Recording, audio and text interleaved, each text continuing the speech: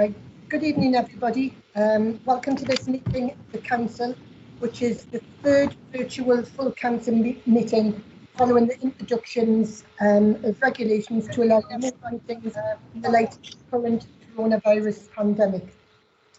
My name is Councillor Wendy Lott and I'll be chairing this evening's meeting. I'd like to inform everyone that this meeting is being streamed live on the Council's YouTube channel to enable the public to observe the proceedings, and I'd like to welcome anyone who is watching. Before we move on to the agenda, I would like to explain how we intend to conduct this evening's meeting. In terms of etiquette, can I just remind everyone that they should mute their microphone and turn off their video unless they are speaking. To allow me to manage the meeting, if any member wishes to speak, please indicate by using the raise your hand function on the Teams platform.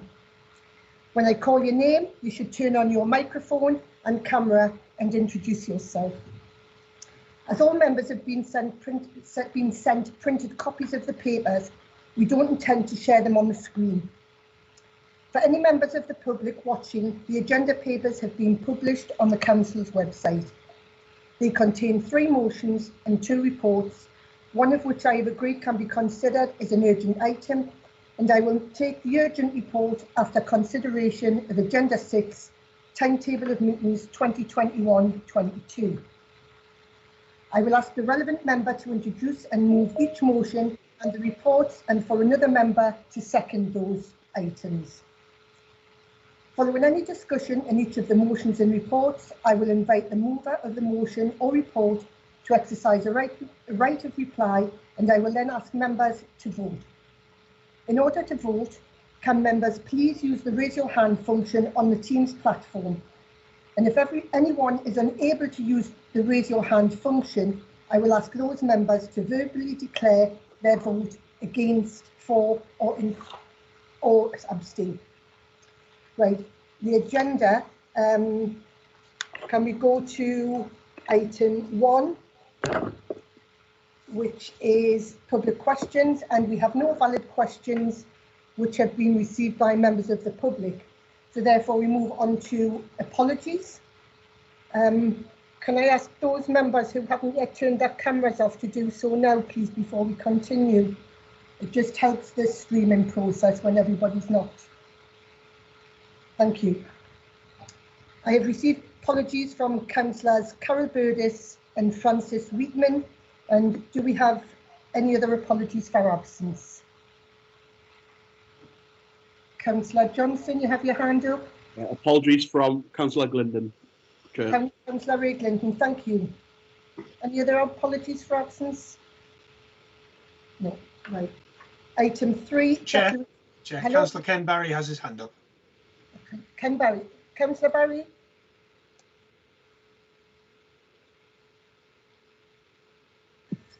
Councillor Austin's has had an appointment, medical appointment. She'll be here later. Who was that?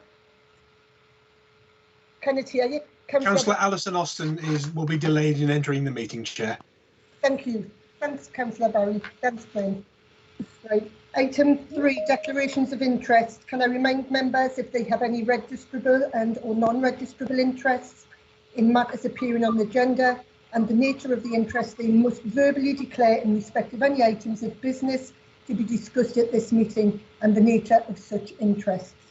You're also invited to disclose any dispensations from the requirement to declare any registrable and or non-registrable interest that have been granted to you in respect of any matters appearing on the agenda. Thank you. Item 4. The next item is minutes of the Council meeting held on the 26th of November 2020, which have been previously circulated. Can I ask the Council to confirm those minutes? Agreed. Agreed. Thank you. Item 5, which brings us to motions. Have received 3 motions as detailed in the agenda. Please note details of the legal and financial implications of each of the motions were circulated to all members yesterday. So can I invite Councillor Brockbank to move the first motion, please? Thank you, Chair. And I just wonder if you can hear me. I've had horrific technical problems today, so if anyone can't hear me, speak now. I can hear you. Thank you. Okay, thanks very much. Just before I start, Chair, I just wanted to pay tribute to one of my colleagues, Councillor Miller, who members may be aware has resigned.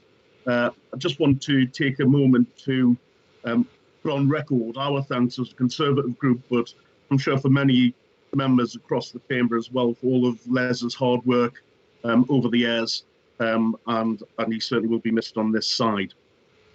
Moving on to my motion. Investment in our communities is the primary function of local government. This is perhaps one of the most onerous obligations we have as a country, and requires us to be both creative and ambitious with what we have on hand to meet the needs of those residents who have voted for us. Our coastal communities have been hit hard by the health pandemic, and most right-minded residents and local politicians have recognised that central government has tried to mitigate some of the challenges faced by local government. All along our coast, where tourism and leisure activities form the bedrock of the economy, and where often the council tax burden is highest, residents have pointed out that they feel left behind by this council and challenge why yet another tax increase is required.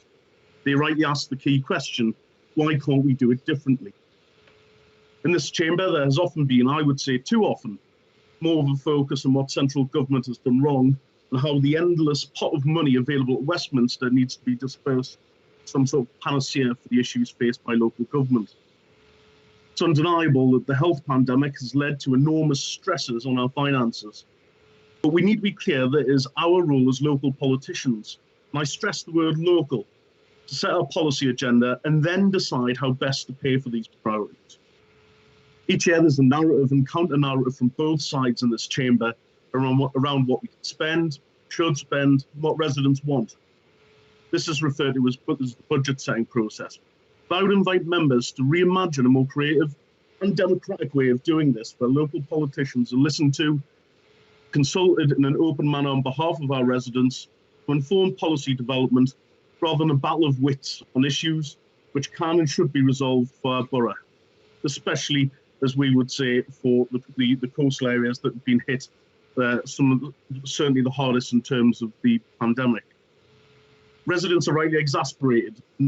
Certainly when I've been talking to residents, they've asked us to do certain things. Genuinely listen to them and not make this at times of budget setting, but all year round, with a host of other ways of doing it, not just in personal events, which are very difficult at the moment, or advertised in the council magazine. We have two radical ideas. Why don't we use local councillors meaningfully to inform the policy agenda? Why doesn't the mayor and her cabinet actively listen to us and realise that every suggestion is not a snipe or a churlish attempt to cause issues? Secondly, we ask that the council put their council tax suggestions to the residents if they are so confident that they would pass muster in a referendum. Truly a democratic exercise, and one which would satisfy us on this side of the chamber that the council has listened. We need to recognise that we are in totally unprecedented times which require us to do things differently. Our residents know that we are not in normal times, but they do expect us to raise our game to meet the new normal. It is to the credit of officers, they have used the resources of central government, but as a council, we can do more with what we already have available, including in reserves. Finally, we need to use the resources available to us to encourage and prepare for the breaking of the latest health pandemic, which will come, to recognise the pressures on our residents and invest in our coastal areas, which require the greatest economic encouragement. Thank you, Chair. Thank you, Councillor Brockbank. Do you have, I believe Councillor Bartoli is seconding the motion? Yeah, he is indeed. Thank you. Yes, I'll second. Reserve the right to speak if possible. Thank you. Okay, I'll now invite members to speak to the motion.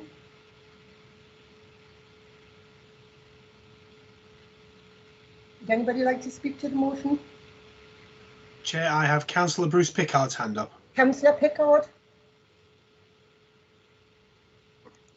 Thank you, Chair. In view of the time limits, I'll try and keep my proposals down to what they've actually put forward as proposing for mayoral commitments. It's interesting that Councillor Brockbank seemed to be moving a different motion to the one that's actually on the paper, but however, I will tackle the issues that he's put there. Talks about freezing the council tax for the coming financial year. Exceptionally, the provisional settlement from the government makes it clear on how councils are required to fund the service. There's an assumption that the council tax will rise by 2% and the adult social care precept by 3%. Freezing council tax is not an option if we are to maintain the vital services our residents require following years of austerity. Based on the government's assumptions, the effect on North Tyneside will be a general council tax increase of 1.9%, equating to 1.977 million, and an adult social care precept of 3%, relating to 2.98 million, a total of 4.958, say £5 million.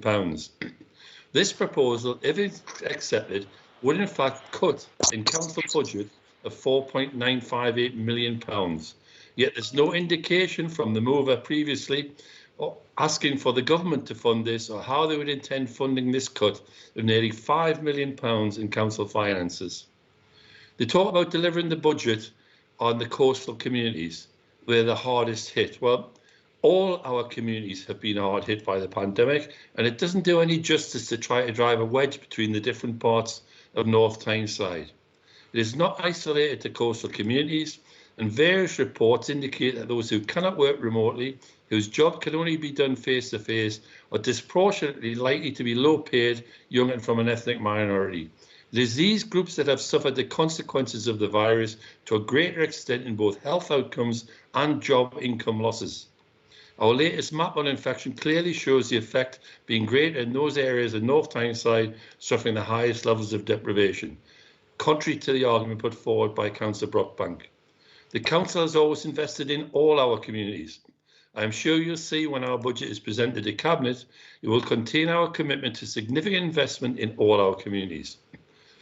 An example being our ambitions plan, investing across our communities, and our commitment to climate change, ensuring provision of investment to reduce our carbon footprint.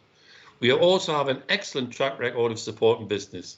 We are not only supporting them through the present crisis, but planning with them how we can not only recover but thrive, including still being a borough for investment. Indeed, our recent work with North Tyne Combined Authority has resulted in significant investment in bringing in new business and jobs into North Tyneside. And we continue to have discussions with businesses interested in investing here. They also talk about putting an increase in council tax to a public referendum. Well, obviously, if there was a proposal to increase the council tax or the adult social care precept above the government's assumption of 2 and 3%, then we'd be required to hold a public referendum. However, this proposal requests a referendum in any case. It would be interesting to see how it could be organised with the present lockdown restrictions, given the government can't say how the elections in May will be carried out. It is estimated that the financial implication, note that this would be under normal circumstances be an unnecessary expenditure of £300,000. Would this be in addition to the £4.9 billion cuts already proposed? Considering further ways that those hardest hit can be covered by the council tax, we have been supporting our residents during the pandemic with timely response to LCTS claimants, for example, with the application of our poverty fund and agreed as part of last year's budget. While government dithered over support for school children, families and those struggling to make ends meet, we had already recognised these problems, but before they were exacerbated by the pandemic crisis. We have been able to provide support to our children, our families and our elderly. Our children and adult services continue to rise to the challenge of unprecedented demands for their services. Yet proposed cuts will seriously affect their ability to continue to provide the most vulnerable in our communities. In conclusion, this is a motion that not to have a realistic debate about council finances during this difficult time, as it sounded like in the mover, but is put forward for purely political reasons and is designed to try and set our communities against each other by concocting a story that we've deliberately neglected one community to the expense of another community. It is a financial Trojan horse containing unaccepted and uncosted additional expenditure without any indication of how much it will cost or how it will be financed. At the top of this, if accepted, the proposal will result in a £5 million Tory cut to the council's finances. I would ask council to vote against this motion. Thank you, Chair. Thank you, Councillor Pickard. Can I now bring in Councillor Newman?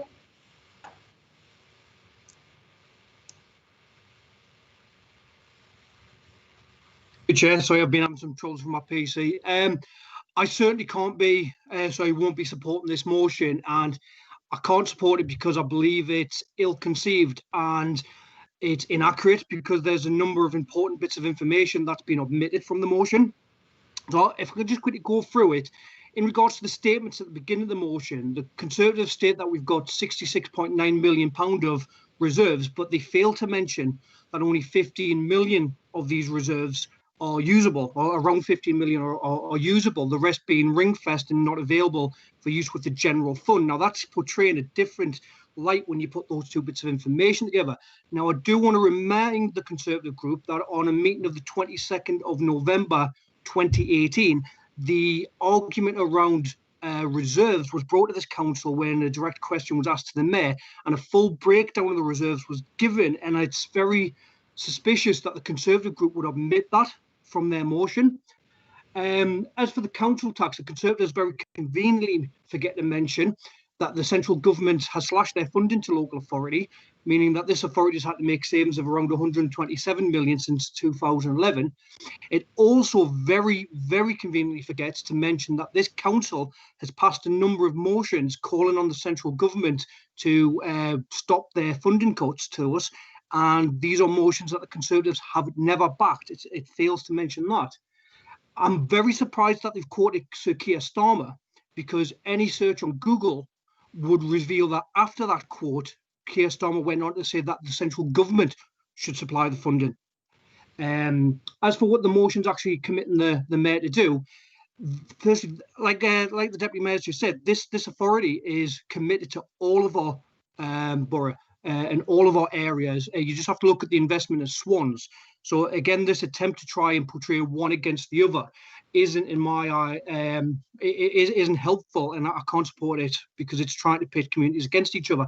And the last thing I want to say on the budget, on the council tax rise, the Conservatives are very aware that we're in the middle of a budget setting process, and what they're essentially asking us to do is to set a very important part of our budget without any explanation of how that budget will be balanced by doing this, and that's not something any competent administration would do. So I certainly can't be supporting this motion. I do believe that it's inaccurate and it's ill thought out, and I believe it's solely for the purpose of creating election leaflets. So I urge everybody to vote against it. Thank you. Thank you, Councillor Newman. Can I now bring in Councillor Wilson, please? Matt Wilson. Thank you, Chair.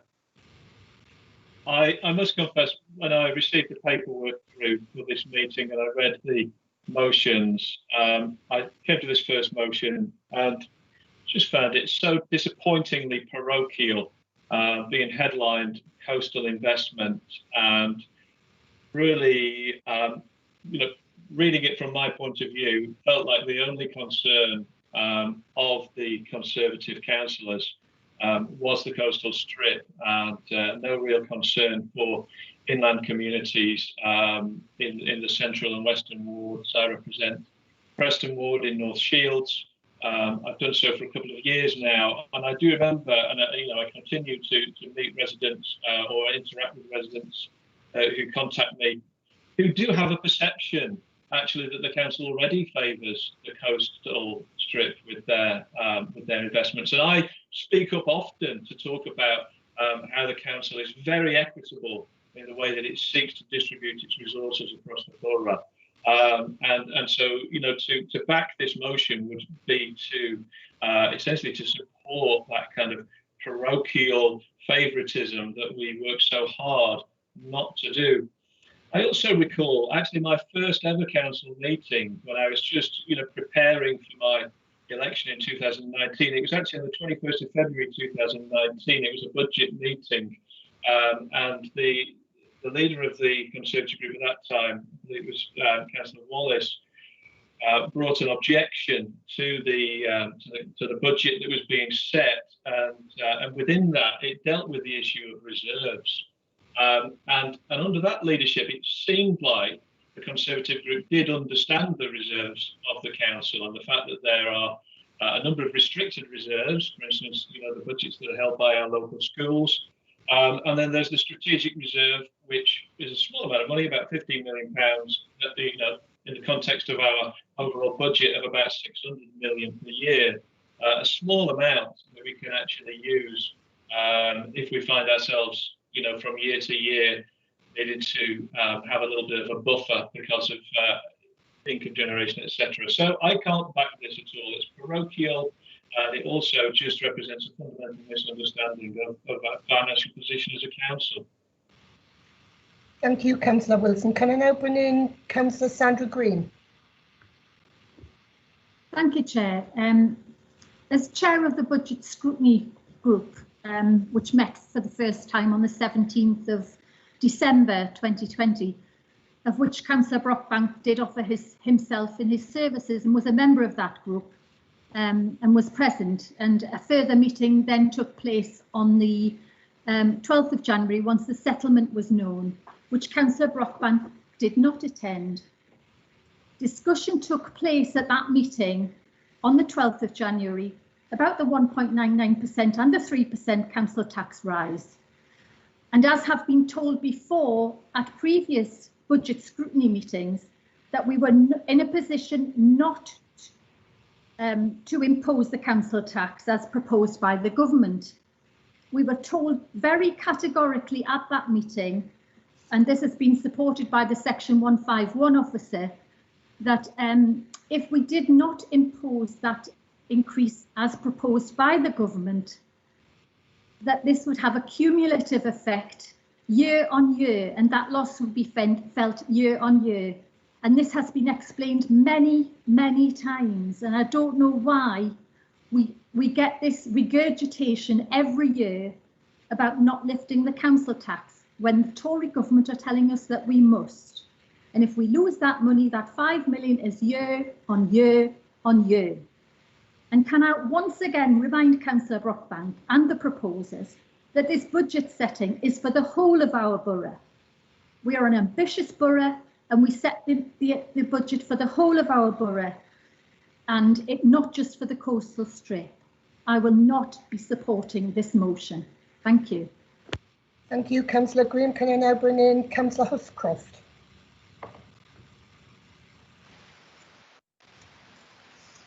Thanks, Chair. Yeah, again, I kind of support this motion either. I was quite concerned when I originally got it, but then after getting the financial implications, which came sometime later, it just proves what I thought in the first place. The reason the the Conservatives brought a budget forward not that long ago, which we were warned there was a chance that the council could be bankrupt if we went along those lines. And now they want to get rid of the reserves. There's obviously a misunderstanding, whether it's hopefully not willful, because we're here to serve all the constituents in North Tyneside. And as the other councillors have said, it's the whole borough, it's not just the coast.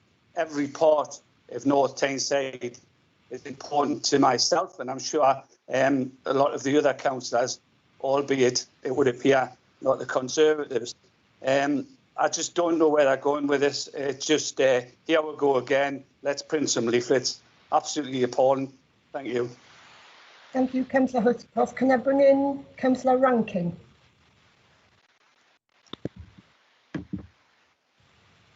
Thank you, Chair.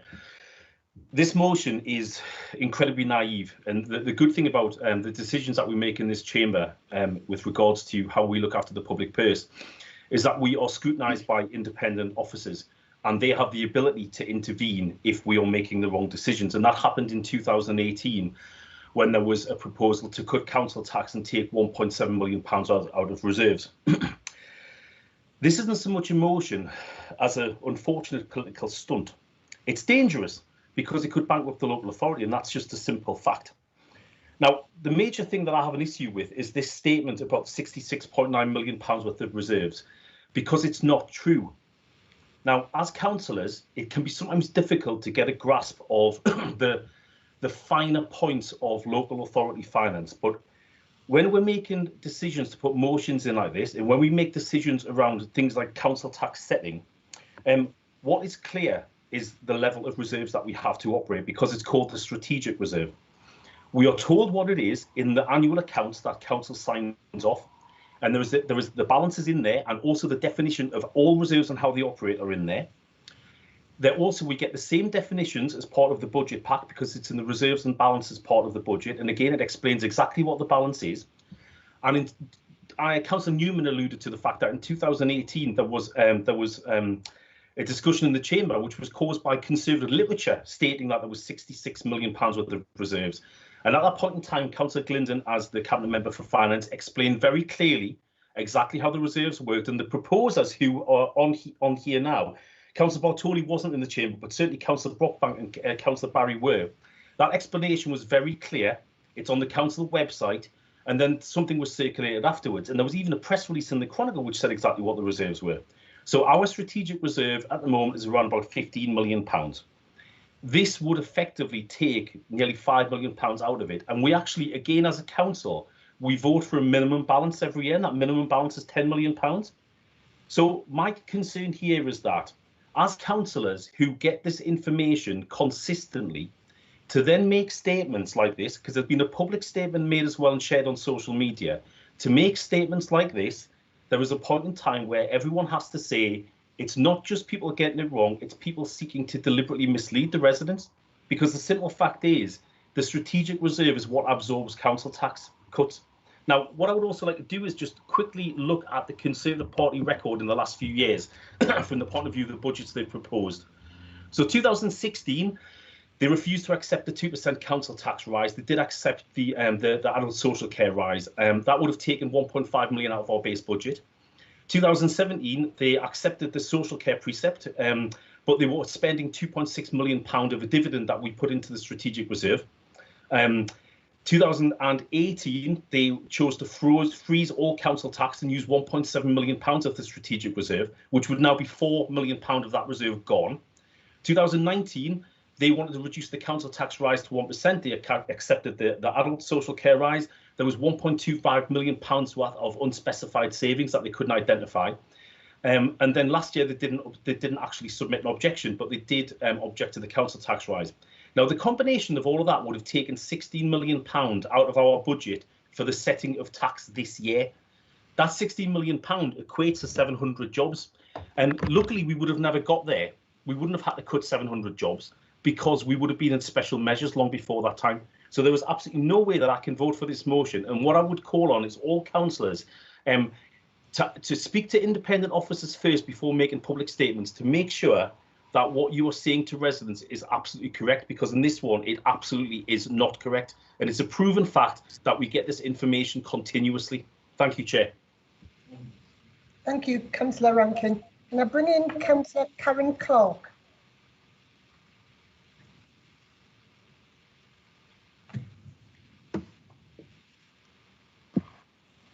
Yes. Can you hear me, Chair? Yes. Thank you. Yes, I agree with everything my colleagues have said. I won't be supporting this motion. I just really wanted to pick up on the point about support available to residents and highlight that there is a range of support out there available for most vulnerable residents hard hit by this economic recession. And just in case people aren't aware, some of those mechanisms of support, I'll just read out from here, includes the local council tax support scheme and the welfare support fund, discretionary housing payments, Section 17 payments for children, and of course the fantastic poverty intervention fund that was recently introduced, and as we all know is making a huge difference to the lives of those hardest hit in our borough. So thank you. I will not be supporting the motion. Thank you, Councillor Clark. Can I bring in Councillor Frank Lott, please? Thank you, Chair.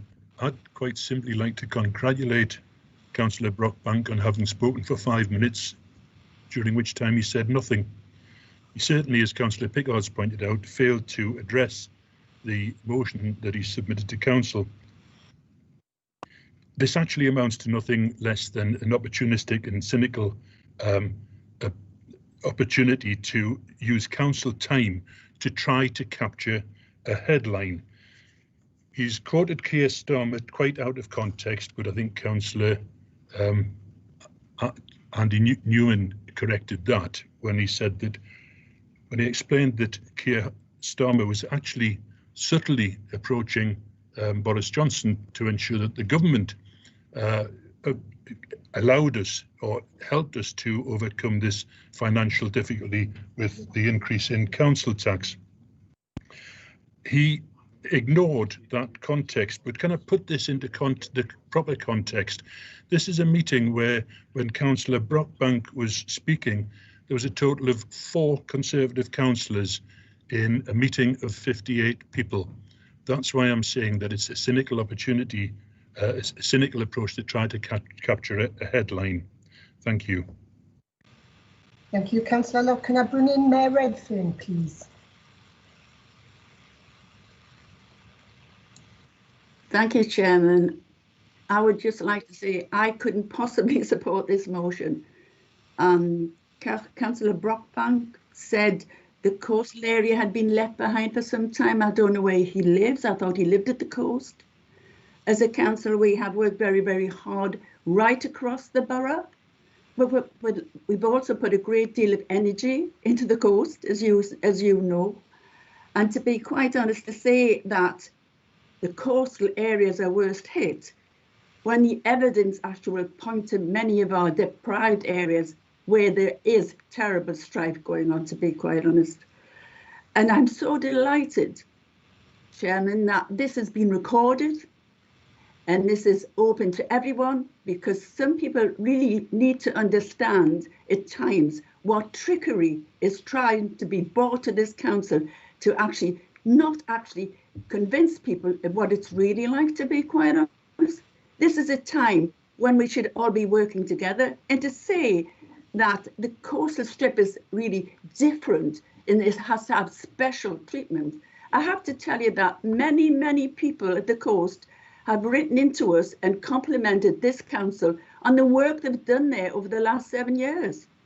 I also have to tell you, over the last few years, over 61 businesses have opened up the coast. Yes, they're struggling now, but the council here is giving them tremendous support. So I could not possibly support this motion. And let's be honest, let's be truthful when we're trying to put a case forward here in this council. Thank you, Mayor Redfern. Can I bring in Councillor John Hunter?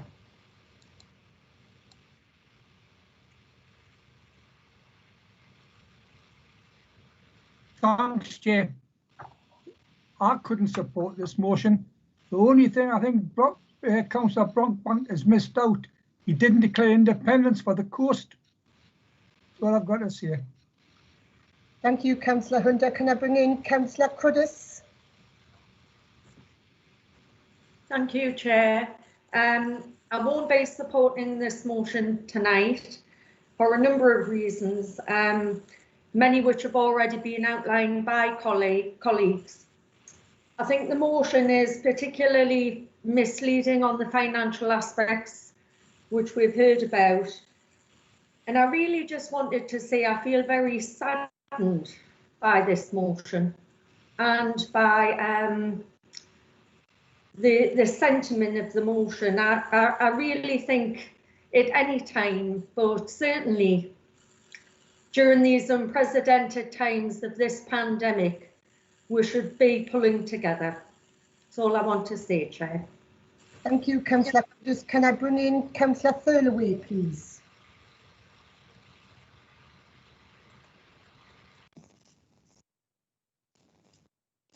Thank you, Chair. We need to stop pretending that this motion is about council tax or the pandemic or what's best for residents. This motion is about political leaflets. It's about what the Conservatives want to put in those political leaflets. This motion shows once again that the Conservative Party are not serious about being in power in North Tyneside.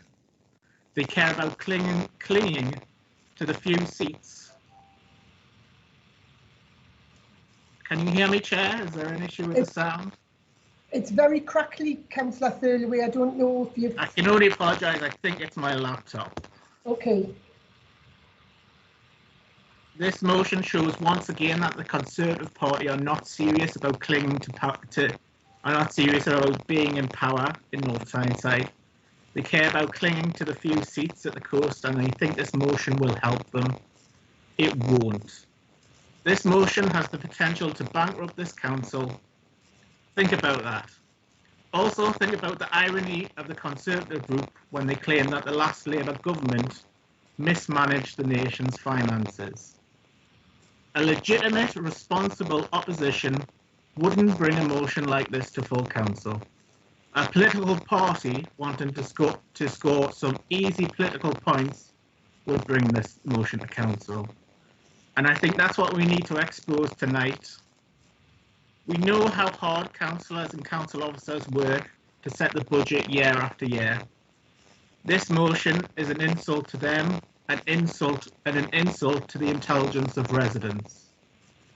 We need to show this motion the contempt it deserves by voting it down. I hope you could hear me, and I hope you vote against this motion. Thank you, Councillor Thirlway. Councillor Carl Johnson. Thank you, Chair. Yes, like my colleagues have said, lots of things I was going to say anyway, but I can't believe this motion. We have time and time again heard from officers about what these type of motions do and what these type of budgets do. As Councillor Huscroft said in 2018, Councillor Huscroft and Councillor Newman said in 2018, Section 151 officer had to issue advice, unprecedented advice, and that can't be easy for her, but the Section 151 officer would only issue that advice if it was absolutely necessary. They have been forced to do it again to say that this motion by the Conservative Council, if passed and if adopted by the Mayor, would bring in the question, the financial sustainability of the council. That is an absolute disgrace for an opposition to put forward. That is them absolutely plain party politics. I also want to pick up on what Keir Starmer actually said. What he said was, Boris Johnson and Rishi Sunak are forcing local government to hike council tax up. The Prime Minister said he would do whatever is necessary to support local authorities in providing vital services, and he needs to make good on that promise. This motion is nothing more than a political leaflet, and I urge Councillor Brockbank to correct the record. His public statements that he has made so far and in this campaign and on social media that you can... Sorry, Chair, I'm not sure if you can still hear me. I can, yeah. Oh, sorry. Full screen, I'm blank. The statements Councillor Brockbank has made so far, he has heard you cannot spend the reserves that he wants us to spend in the past. He knows that. So he's either deliberately deceiving residents or he's not fit financially to run this council. It is one or the other. And if it's the other, he needs to correct his public statements and let the public know that you actually can't spend them reserves. Thank you, Councillor Johnson. Thank you. Can I bring in Councillor Bartoli? Thank you, Chair. So it's interesting to hear that we're trying to deceive our residents. I was in a queue today in my local shop and I was chatting to a Labour voting resident in Tynemouth who said to me, I hear Norma's going to raise our council tax again, despite the council having millions in reserves. What on earth is she waiting for to spend it on? A global pandemic? And one sentence, I think this resident summed up our frustration from across this virtual chamber. We sit in chambers and meeting rooms, whether real or virtual, and listen to our Labour colleagues tell us how much they care about their residents and how much they care about businesses and how much they care about the poorest in our society and how uncaring the Conservative government and party is. However, every year we come to budget time and our Labour councillors have a real, tangible opportunity to put their money where their mouth is and to follow through on their virtue signalling credentials and to actually make a difference to people's lives.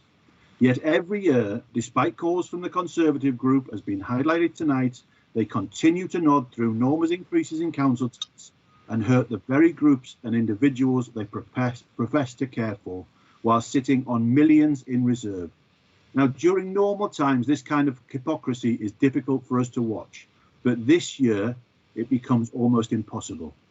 If ever there was a year to break this cycle of tax increases, this is it. With over 22 million in unearmarked reserves and central government money pouring into North Tyneside at unprecedented levels, now is the time for us as councillors to join together and do the right thing for our residents. I say now is the time for our Labour colleagues to stop telling us how much they care about their residents, and stop telling us how much they care about businesses, and stop telling us how much they care about the poorest in our communities, and start showing us how much they care. So I say join us today and support this motion asking for a freeze in council tax by using just some of those council reserves and genuinely showing our residents who put us here that we care about them and are listening to them. Thank you, Chair. Thank you, Councillor Bartoli. I'd like to bring in Councillor Samuel.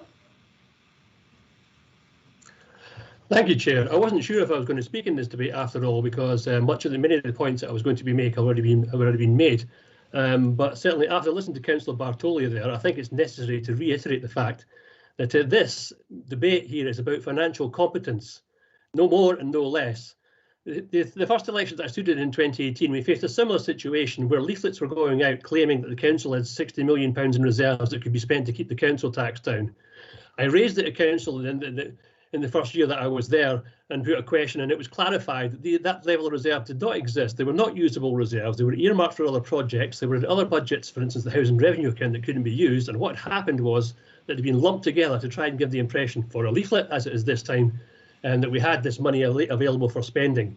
It is not true, and if you don't take my word for it, you just have to recount the legal advice that was appended to the motion when it was reissued, which states very clearly that what is being suggested would bring the council into special measures, would not be implemented because the officer would have to have a legal responsibility to tell us not to do it.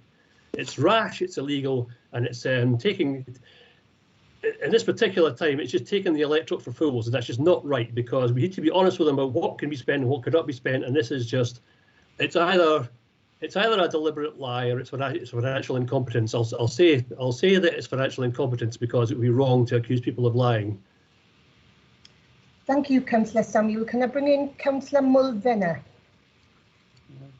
Thank you, Chair. I think in one sense, Councillor Bartoli's highlighted the problem of this sort of campaign. He's talking to a Labour voter who honestly believes we have this money. Now, how do they get to know that we've got this money? Because it comes on their leaflets. We only have to look at America and the last 4 years in America and see the chaos that that's caused through misinformation. This is about misinformation, misleading information. Residents in my ward think that people down the coast get everything done on a plate and are always screaming about how good they get things done down the coast. And we have a hell of a job actually saying to them, we all get the same, but they don't believe it. And this highlights it. And it really annoys me. And I wish they'd stop. Thank you. Thank you, Councillor Mulvena. We don't seem to have any more hands up. I can't see any more hands raised. So I think we'll now go to the vote. Can I ask those? Oh, yes. Sorry, that's me. Can I now invite the mover of the motion to exercise a right of reply? Thank you, Chair. To say that I'm surprised by the comments of Labour colleagues, it would be an understatement. I think it is a sad characteristic of our debate in North Tyneside at times that this is so. If only it weren't. What this motion was actually intended to do, if the Labour colleagues could lift their eyes from what they feel outraged about and actually see there could be other ways of doing this. The motion is about being creative. The motion is about using, in this time of crisis, what we have, not repeating the same patterns that we have done in the past, where residents, I've heard an awful lot talk about residents, but residents telling us, well, we want something different. Things have to change. Money is raised has to change. So it's simply not good enough for some councillors to say that on the Conservative benches or the Conservative side, we are a coastal party. That is not the case, and it's entirely disingenuous to suggest that. To suggest as well that they were misleading, I would simply point out that the folks want to read their budget papers slightly more closely. All these figures have been lifted from the budget figures provided in the financial advice to this motion. Certainly no intention at all to mislead, and I would challenge anybody to make that claim, and I would look forward to them apologising and full council for doing so. Our job is to do things differently because things are clearly in crisis. This is what it's about. This is not about pretending one party cares more for the other. Opposition is about holding Labour to account. Labour run this council. We think we can do better. We're offering alternatives. It's about time Labour start to listen to the residents. Thank you, Councillor Brockbank. I think the numbers of the Labour councillors tells you how much people trust in the Labour Council, and I'll leave it at that. We'll go to the vote now. So can I ask those who wish to vote in favour of the motion to indicate by using the raise your hand function, please?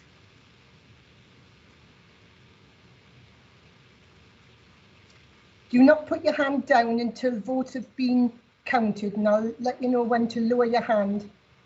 So all those in favour, can you raise your hand?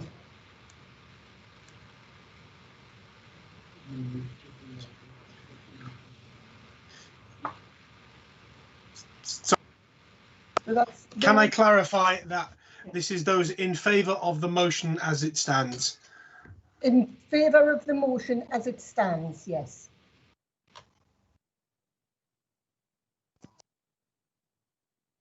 Right, do we have that numbers?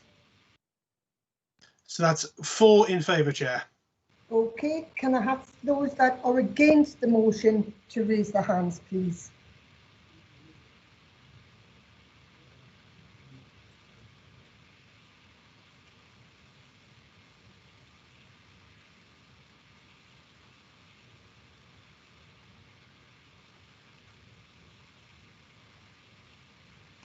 And that is 44 against, Chair. 44 against, thank you. Excuse me, Chair, it's John Sterling here. I haven't got the hands facility on my phone, but I am against the motion anyway. Chair, could I also speak? Councillor Wallace has messaged me to say she has no connection, so she's been unable to vote, but I would assume she also is in favour of the motion, being a member of the Conservative group. Do I have that, Mr. Roberts-Bryn? Yes, Chair, so that would make it 5 in favour and 45 against. Right, so the motion is defeated. So can we now move on to the second motion? Could I ask Councillor Brockbank to move the motion, please? Thank you, Chair. Yeah, I'm just having a couple of technical issues. If you would just bear with me one moment. Okay. Thank you, Chair, and thank you for the opportunity to bring this second motion, which I'm very pleased but rather saddened to have to do so, around flood planning in North Tyneside. I would hope that members, having read this motion, will see it as a genuine attempt to raise concerns on behalf of residents, and Labour colleagues can put aside their party politicals just for a moment to respond for residents being affected by flooding in the extraordinary weather circumstances we have. Members won't be surprised that I've raised the issue of flooding in the current weather conditions, and particularly in light of the ongoing concerns of residents in Monkston South, as well as other wards, about how the housing proposals in the local plan will impact on flood levels when it comes to the council providing plan permission to developers. Flooding is an insidious risk to those who own and rent homes across the borough. And I do recognise, obviously, it's across the entire borough, not just in my ward.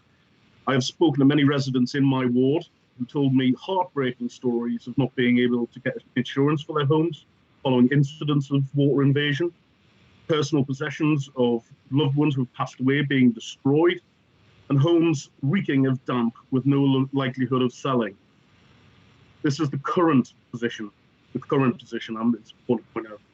I was pleased that officers, and I want to single out one officer in particular for praise, Sarah Brown, who assisted me in responding to concerns expressed to me by residents in my ward about encroaching levels of water very recently.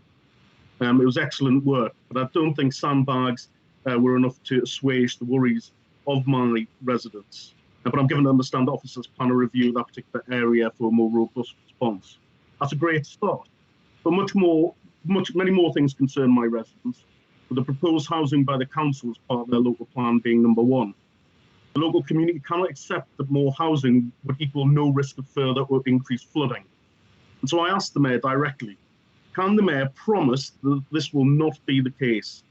Would she, dare she, make that promise tonight if she is so confident of her local plan? I've discussed this issue at some length in previous motions, lobbied the council, written to the Secretary of State, advocated on behalf of residents in every forum available to me. But the pictures that were sent to me today were by residents and others were extremely concerning in Monk Seaton South. I do not propose this motion as a political activity, but rather, on behalf of my residents in Monk Seaton South, to put forward to Council, this Mayor, her Cabinet and officers, their request that they review the flood planning that is currently in place in the most urgent manner possible to prevent a very human crisis that could be avoided. Thank you, Chair. Thank you, Councillor Brockbank. Do you have a seconder? Councillor McIntyre, Chair. Councillor McIntyre. Yes, Chair, can you hear me? Yes, thank you, yes. Can I second and reserve the right to speak, please? Yes, thank you. I now invite members to speak to the motion.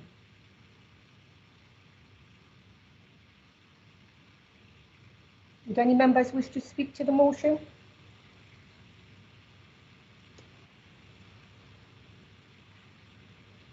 Councillor Samuel. Chair, I have submitted an amendment, seconded by Councillor Drummond, which I hope that Mr. Roberts can perhaps put on the screen. Yes, Chair. So I have received an amendment to, or a proposed amendment to the motion. I will now share that on the screen, so the amended text would appear in red. Thank you.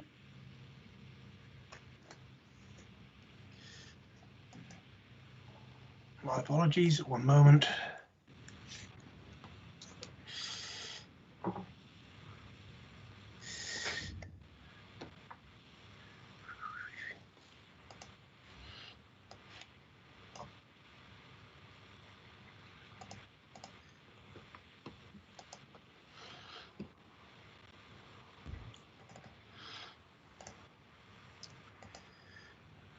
I trust members can see that text.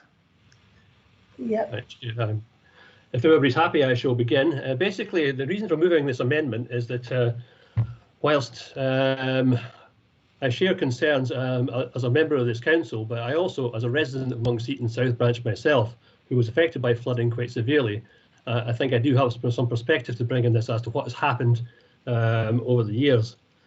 Certainly, there has been constant issues around the Monk Seaton area going back many years, with concern basically with water running off the floodland, the farmlands nearby, which have caused extensive problems for residents. When I first moved there, back in 2008, 2009, I think it was, every time there was a bit of a rainfall or garden flooded, there were issues further up the street where some of our nearby neighbours were finding themselves flooded at least once a year. And we constantly raised the issues with the then Conservative administration, who simply said it was the residents' problem and you would have to deal with it yourselves. You had the responsibility as owners to deal with it. And again, as Councillor Brockman has just said, there were issues with getting insurance. It all came to a head on Thunder Thursday in 2012 in June, which I think most people are aware of. where my house, along with most people in our street, sorry, the Conservative administration, who simply said it was the residents' problem. I'll get some feedback there. I don't know why. Anyway, if we just can't. On Thunder Thursday, I along with other people in the area and surrounding areas and streets among Seaton Way, we were flooded out, had to leave our houses for 6 months. And again, many people had problems with collecting the insurance, etc. And the mayor at the time, Linda Arkley, again, who was written to by a small kind of a group of activists, we got together and came back to us and said that there was nothing that could be done. It was the residents' issue. You had to accept this to a certain extent if you lived in an area of floodplain. However, in 2013, happily, a flood strategy was brought together across the authority, which we tackle the areas not just amongst the Eaton area, but the areas were affected by floods, and this included providing a 1.5 million strategy around the area behind Fairfield Green and around there, which was implemented over a number of years and was driven forward particularly by former councillor Ian Grayson and by Councillor Drummond and upon our election, Councillor Craven as well. Between pushing the officials and some of the officials working very hard to get plans through, arguing with landowners, as part of that strategy, the flood improvements were put in, and there have been significant reductions in the impact of people in these particular areas. But obviously that the problems have continued for some of the areas which Councillor Brockman has identified, which is the area of Briar Vale in the corner of the farmland. There's a localised problem when a small scheme is already being developed to redirect that, and the sandbags that are there are not a permanent solution. They're intended to try and alleviate the issue until some permanent work is done.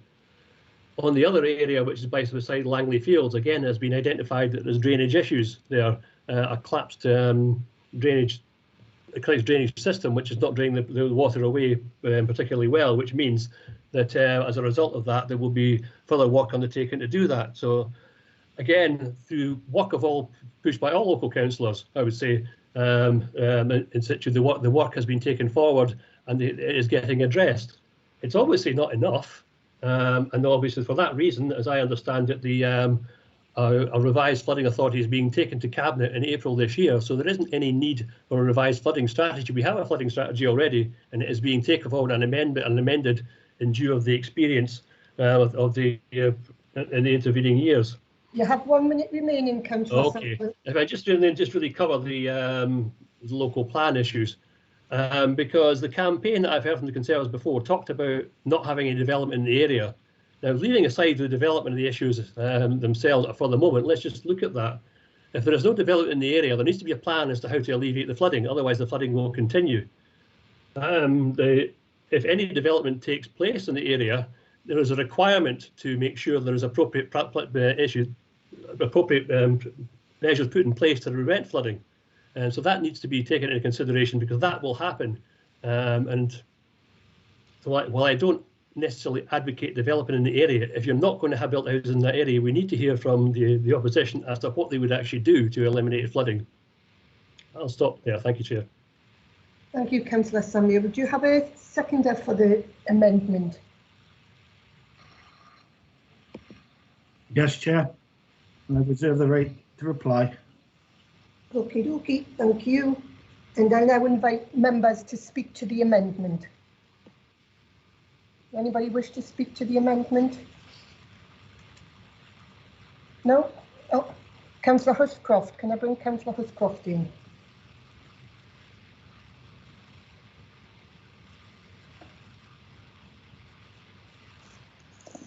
Thanks, Chair. Yeah, I was struggling with the original motion because, again, it seems to be concentrating on one specific area. And being a local councillor for a number of years, I know that there's a lot of places in the borough that do have flooding problems. Northumberland Ward and Wallsend is also, as I'm sure, many other areas. So I think for when councillors become parochial just to their own ward, it does make it difficult to support. With this amendment, because it now covers the whole area, which is basically what we are here to do. Councillors are elected in the North Tyneside Council to support North Tyneside residents throughout the borough. So therefore, I'm quite happy to support that. Thanks, Chair. Thank you, Councillor Huscroft. Can I bring in Councillor Wallace?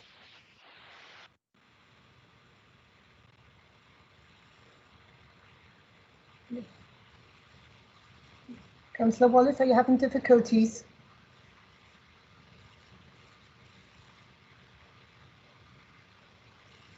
Councillor Wallace, you're on mute.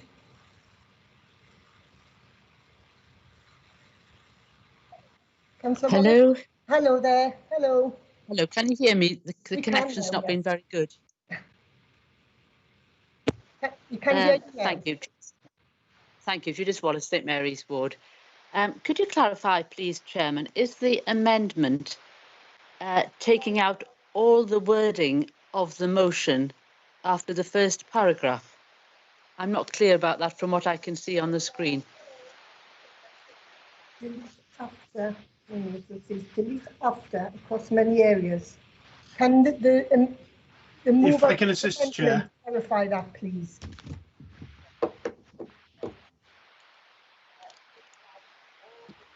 Do you want to do it or shall I, Bryn? Yes, please, Councillor Samuel. Can you? Yes, just to say, I mean, the motion, the first paragraph of the original motion remains. The other rest of it has been replaced by the words, I think they are in red. I'm a bit colourblind, so I can't actually see myself. But Yeah. Does that Okay. clarify things for you, Councillor Wallace? It does clarify it. Thank you. I'm very disappointed in that and certainly can't support the amendment. What we're left with is removing all Councillor Brockbank's requests for action and in effect just giving an information campaign for residents. That's simply not good enough. You know, fine words but are no parsnips, and I certainly can't support that amendment. Thank you. Thank you, Councillor Wallace. Can I bring in Councillor Drummond?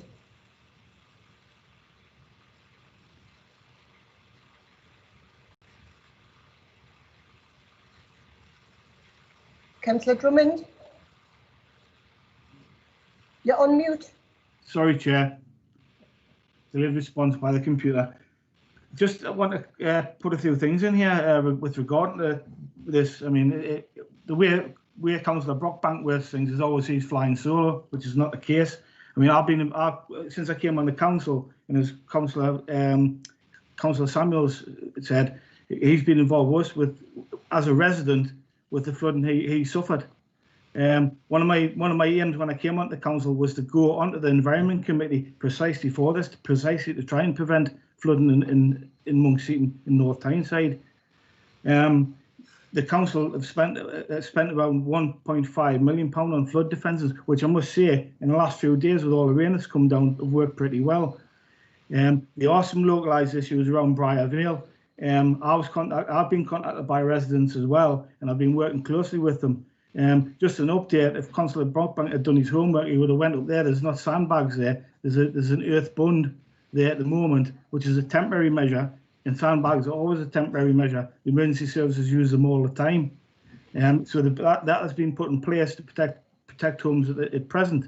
With regards to the Langley Fields, there's a friend of mine. He's in his 60s now. This has been a problem for many years. He used to play in it as a kid. Now, I gathered evidence for council officers from a resident showing water springing from the ground. Now, I went away and took this evidence to officers and managed to get some funding together to do some exploratory work. Now, the exploratory work has been pretty successful in pinpointing what they think it is, and as a result of that, they're going to be replacing the field drain, as has been said. The projects team, with regard to Briar Vale, in the process of trying to put a permanent solution at the back of Briar Vale. The resident I spoke to has lived there 5 years. She hasn't had a problem until recently. So obviously something's happened. Nothing's changed up in the fields. What they're trying to do is they want to connect it into the bund that's already there. So I mean, by all means, Councillor Brockbank isn't flying solo. And again, it's election time, and leaflets will be coming out. Thank you, Councillor Drummond. Would anybody else like to speak to the amendment? No. Can I now invite the mover of the motion to the right to reply? Councillor Brockbank? Sorry, Chair, for clarity, this is the move of the amendment first. Yeah, it's for the amendment, isn't it? Yes. So we would need the mover of the amendment to speak to any comments from the amendment. We will then vote on the amendment and then we will move on to the new substantive motion. Right, so that's Councillor Samuel to the right to reply to the amendment. The only thing I would say is, I mean, I think the one accusation from Councillor Wallace is it was something political. It's not really. It's just trying to correct the record. Thank you.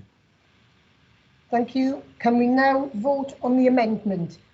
All those in favour of the amendment, can you please raise your hands?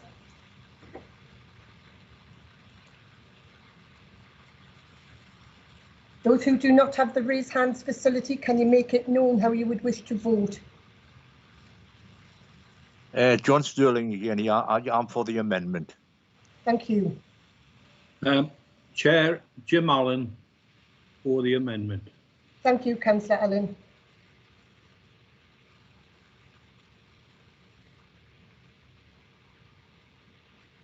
Do you have the numbers? So that is 46 in favour of the amendment, Chair. Thank you. Can I ask those who have raised their hands to now lower their hands, please?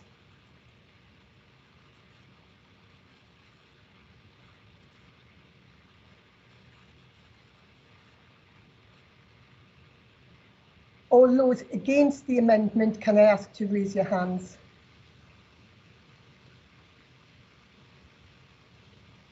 If anyone does not have the hand raise facility and wishes to vote against the amendment, can you make that known, please? No? So that is 5 against the amendment, Chair. So the amendment is passed.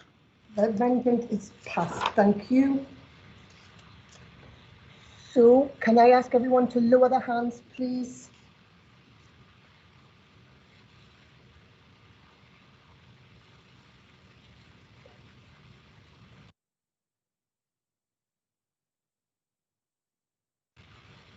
Right, okay. So now the amended motion is now the substantive motion. So can I now ask members to speak to this substantive motion, which is now the amended motion?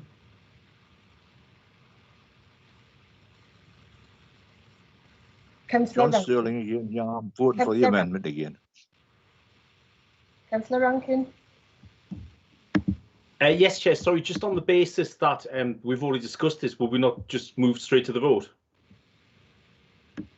Okay, is that? So now, if I may, Chair, now the original proposer of the motion would now have the right to respond to the final version. Right, so that's now. Chair, I reserve the right to speak, Chair. Could I not? I've had my hand raised. It's yes. Councillor McIntyre here. I did have my hand raised and I did second the motion and I reserve the right to speak. Yeah. So Councillor McIntyre can now speak on the amended motion. No, yes, thanks. Thanks, Bryn. Thank you. You can hear me, can you? Yes. All right. Oh, thank you, Chairman. I think it's very appropriate moment to be discussing this notice of motion when so many parts of the country are either underwater or in danger of being flooded. Indeed, here in North Tyneside, the council is having to put out sandbags to try and prevent local homes from being flooded again. And as a previous Labour councillor has just mentioned before, regarding Briar Vale, I've actually donned my wellies today and been out to the fields among Seaton to see the floods for myself. And the earth mound, or bund as he calls it, that's been put there by the council, as well as the sandbags, is not very high. And imagine if we just had another day's worth of rain, that would actually be breached.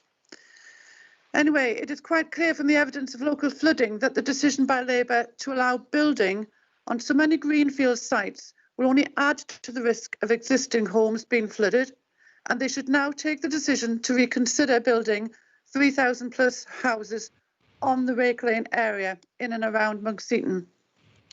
Labour in North Tyneside should do as the Conservatives in Northumberland Council has done and review its local plan. In addition, the notice of motion request that we put forward that detailed plans were presented to the next council meeting of the council on provisions to prevent a repeat of the severe flooding that occurred in Monkseaton. It's quite clear from the evidence of localised flooding that works carried out to help alleviate existing problems are still insufficient, and that is more required just to cope with current demands on the drainage and sewage systems in the Monkseaton area. Chairman, residents need to be confident that before any further development takes place on land that is currently acting as a catchment for rainfall, that both the existing and any future drainage or sewage systems can cope with 3,000 extra dwellings being built. Labour need to prove that local residents won't suffer more flooding by bringing forward details plans on flood prevention. If they can't or won't, they should reconsider their plans to build on our local greenfield sites. Thank you, Councillor McIntyre. Can I now bring in the mover of the motion, the right to reply? Thank you, Chair. I hope my internet's still working. Thank you very much for the opportunity to reply. I am deeply disappointed by the amendment. I know it's a very deft way of patting on the back certain people while not taking into consideration the work of others, and also avoids the elected mayor having asked the very tough questions that I posed. And so well done on that point. This is no more than an information exercise. What I called for was action. I too have seen the pictures and which residents, not local councillors, anyone else, have sent to me today. And if Councillor Drummond had done his homework, then gone today, he would have seen that as well. It's interesting that of the three Monkseaton South councillors, but from me and Councillor Drummond, it would be interesting to see what Councillor Craven's view on this is. Flooding is a key issue. It's a real concern. Both Councillors Drummond, Councillor Craven, and all other Labour councillors voted for the local plan. Residents, and neither am I, convinced that flooding will be reduced and homes will be safer as a result of this Labour vote. Thank you. Thank you. Can we now go to the vote on the substantive motion, please? All those in favour of the motion, can you please raise your hand?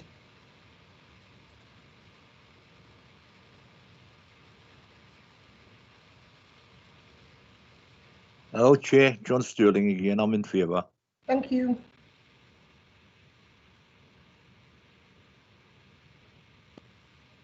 Please don't lower your hand till the count's been taken.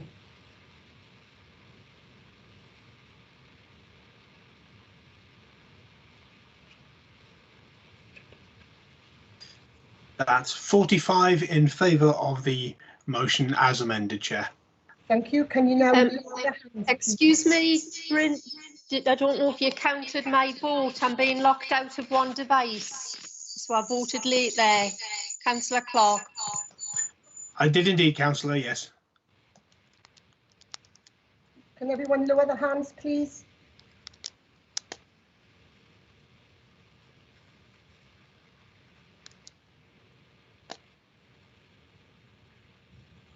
Now, can I ask all those against the substantive motion to raise their hands?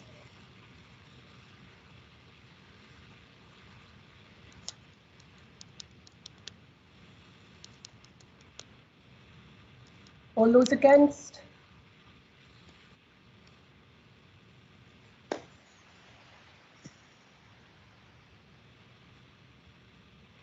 None. I have no votes against, Chair. Okay, thank you. So the amendment, the substantive motion has been carried as amended, Chair. Yeah, as amended, yes. Thank you. Can we now go to item 6, which is the timetable of meetings? And can I ask Oh, the Sorry, third Chair, we motion, have a third motion, yes. I've missed it, sorry. Where is it?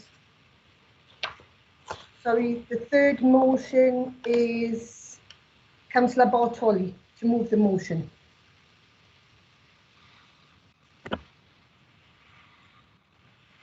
Thank you, Councillor Lott. I'm sure you didn't miss me out on purpose. I didn't, certainly didn't. I think this is going to be an easy one, so don't worry. The reason we bring this motion before the council today is because of two major events which have happened along our coastal communities in 2020, and in particular Tynemouth, North Shields, the Fish Quay and Cullercoats. Following the relaxation of the two previous lockdown rules, we saw a huge spike in antisocial behaviour, littering, criminal damage, and people using our residents' and business owners' gardens, green spaces and shop fronts as toilets. The first incident happened in the summer when our beaches were mobbed by groups of young drinkers who created a hostile and intimidating environment for children and families and left our beaches and coastline littered with rubbish and broken glass. The second incident occurred around Christmas when groups of drinkers took advantage of the takeout alcohol rules and flouted the COVID-19 restrictions by gathering in large numbers in our streets to drinks.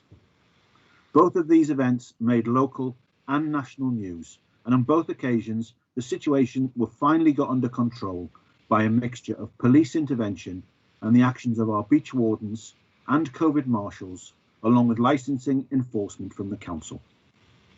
On both occasions, the problems had been occurring and escalating for days, and both the police and council were left trying to deal with a problem once it had already been allowed to escalate.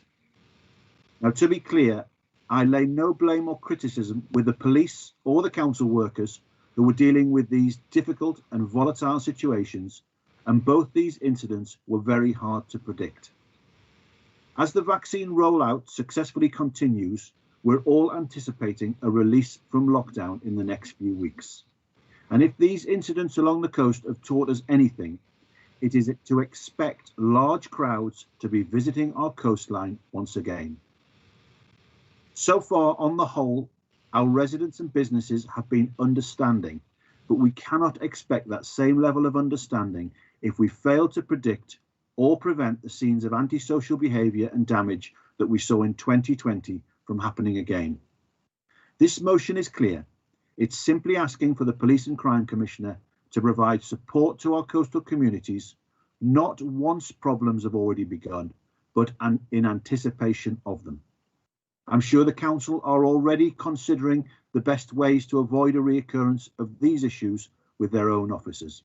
And as Conservative coastal councillors, we are always ready to help. I'm sure all of our coastal councillors will support this motion, and I hope the council as a whole will support it too. Thank you.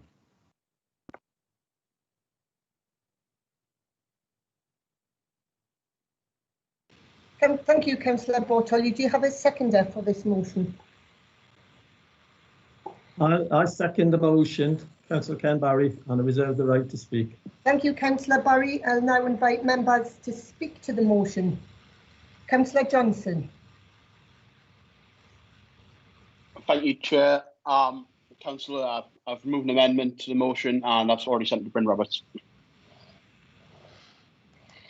So again, Chair, I will share the proposed amended motion. Again, the amendment text is displayed in red. Thank you.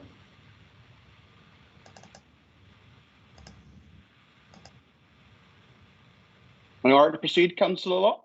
You certainly are. Thank you, Chair. I'm actually glad that Councillor Bartoli did acknowledge that it was partnership working between North Tyneside Council officers and the police and other agencies that got these issues under control in the summer and over Christmas. We have a great partnership working arrangement with Northern Wales Police, with Nexus, and together we tried to tackle crime and antisocial behaviour in the borough. And as Councillor Kim McGuinness, the Police and Crime Commissioner, did acknowledge herself, crime did see a rise of over 100%. Antisocial behaviour did see a rise of 100% in that period. However, 60% was due to breaches of COVID rules. Why do you get breaches of COVID rules? When the government set ridiculous rules that are hard to follow and even harder to enforce. you cannot enforce some of the rules when they are not clear what the intention is, when the government is saying one thing on national television and the document outlining the rules are saying a different thing. The council and the police responded to those events fine and got those under control. We have to remember, though, the Northumberland Police Force has had over 1,000 officers cut from its force since 2010 when the Conservative government came into place. If anyone is that is a hell of a lot of officers they lose. That is a hell of a lot of community police officers they use, which are absolutely key at sniffing out and cutting these events as they start to happen. It was partnership work that got these under control. I attended, as the council responsible for the environment, as Councillor Bartoli did suggest, over the summer, the council had a massive reaction to clean up our beaches, and we got there. I attended an multi-agency event with the mayor, the cabinet member for communities, Councillor Burders, and councillors from around the coast. I was sad to see only Labour colleagues were there. Councillor Willie Samuel has played an active role in that partnership and played an active role in getting the situation under control in the summer. I'm also pleased to see in my ward we are facing issues about social in my ward again. As Councillor Hushcroft has pointed out a couple of times, this seems to focus again on the Conservative Coastal Party, because this is all they seem to. It's the coast. It's the coast. It's the coast. In 2013, when the electorate overwhelmingly elected Norma Redfern and rejected former Mayor Linda Rockley, that was because they were sick and tired of seeing communities played off against each other. They wanted a mayor for the whole borough, a council for the whole borough, and that's absolutely what we have now. In my own ward, in Battle Hill, we had crimes of Cobham. We worked with our council community protection team, who are an absolutely fantastic asset to this council and do great work right across the borough. We worked with the community protection team and the police, and we sniffed out an issue very quickly, working with our local MP, Mary Glendon. The partnership working opportunity is there. And I want to thank Kim McGuinness for allowing us to have that funding through the violent reductions funding that Kim McGuinness gives to the council.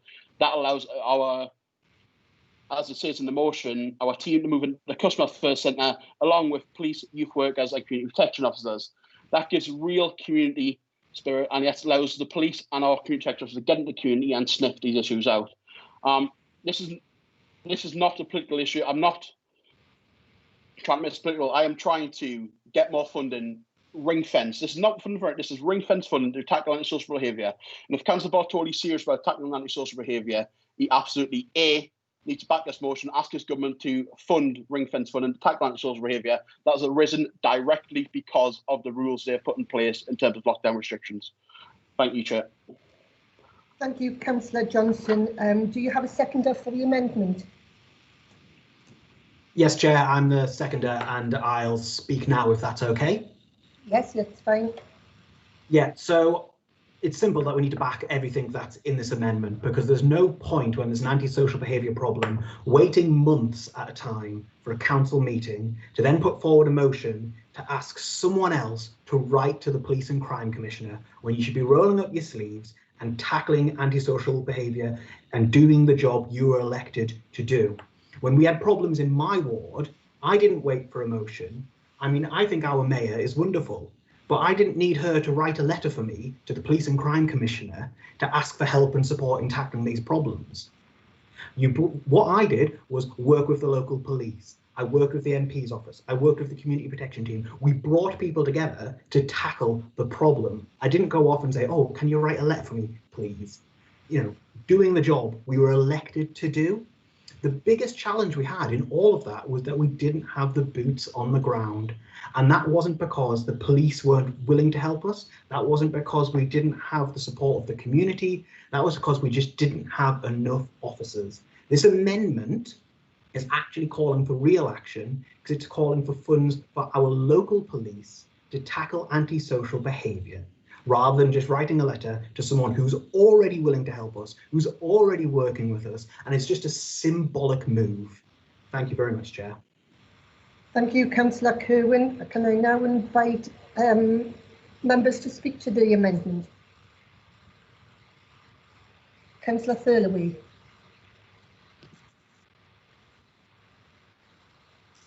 Thank you, Chair. Like Councillor Johnson, I represent an area of North Tyneside not at the coast. and during lockdown we did experience an increase in antisocial behaviour. The original motion was very concerning in the idea that you're taking resources and money away from areas like Wallsend and in Battle Hill and moving them to the coast. I think that's why I'm supporting this amendment. You know, you can't sort of redistribute resources, you know, because you're the councillor for that area. It's just wrong. So I'm happy to support this amendment. Thank you, Councillor Thirlway. Can I bring in Councillor Huscroft?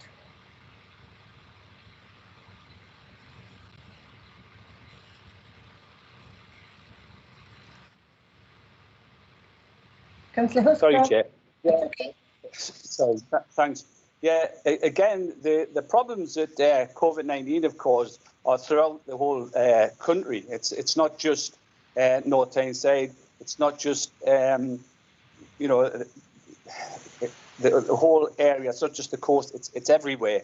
Antisocial behaviour, as has been said by other Labour councillors, the problems are caused when you try to contain people, make them do things which they're confused about, they don't understand, there's nothing clear, and that's what causes the confusion, it's what's causing the problems.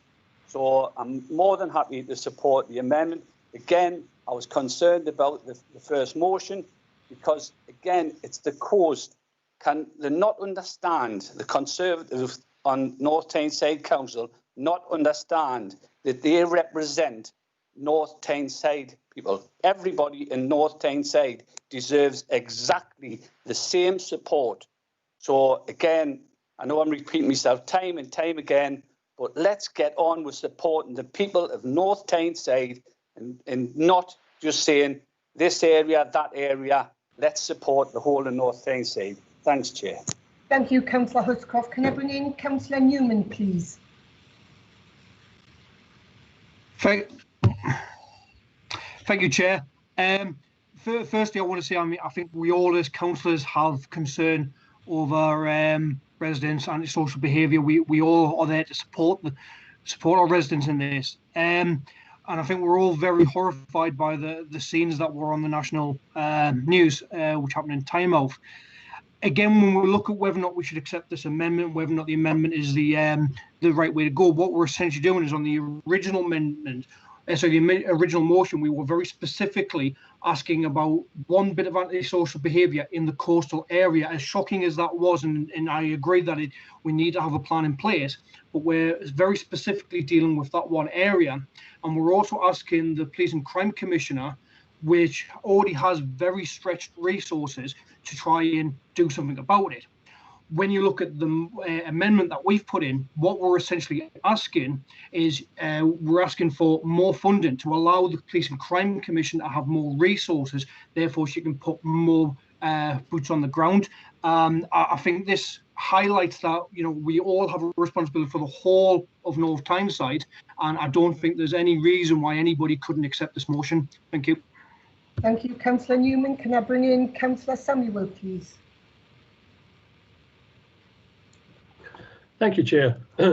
Speaking of self as a coastal councillor, on the night in question, certainly when all the trouble kicked off down in Cullercoats Bay, I was down speaking to the police, and the main issue the police had was they wanted to bring in as much resource as possible, but they were thinly stretched across the entire borough, across Newcastle, across various other sites where, again, there were people congregating, drinking outside, and they were just too thinly stretched. And this is what this motion tries to address. It's not just about what happens in the coast, but we've done other things on the coast. We've actually, and I would invite Tory councillors to actually support this.